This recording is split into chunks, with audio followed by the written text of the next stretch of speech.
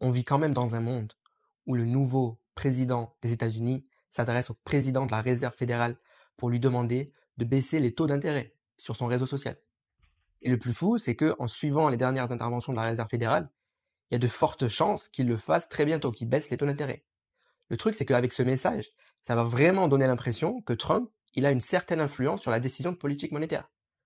Donc déjà qu'il a une énorme influence sur les marchés financiers sur le court terme, il pourrait aussi avoir une influence sur cette politique monétaire. On a vraiment l'impression d'être dans un jeu en ce moment, même si ça a toujours été un petit peu le cas avec les Américains, mais là, c'est particulièrement décomplexé et assumé par Trump. De plus, il a posté hier sur son réseau social la vidéo de quelqu'un qui mettait en avant le fait que Trump faisait totalement exprès de baisser les taux d'intérêt, de faire cracher les marchés financiers pour que la Fed baisse les taux d'intérêt. Donc il est vraiment public par rapport à ça. Je te rappelle que si la Fed baisse les taux d'intérêt, ben, l'économie américaine sera reboostée, des prêts seront accordés plus facilement, et énormément de liquidités se retrouvera au final sur les actifs risqués tels que les actions, les crypto-monnaies. Donc en plus, si tu compares la performance des actions américaines à l'investiture des derniers présidents américains, Trump contre Biden et Obama, tu te rends compte que là, sur l'investiture de 2025, c'est le crash total.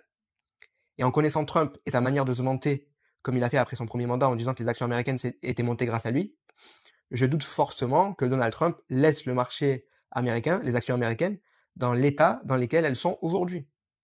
Pour moi, tout ça, c'est du cinéma.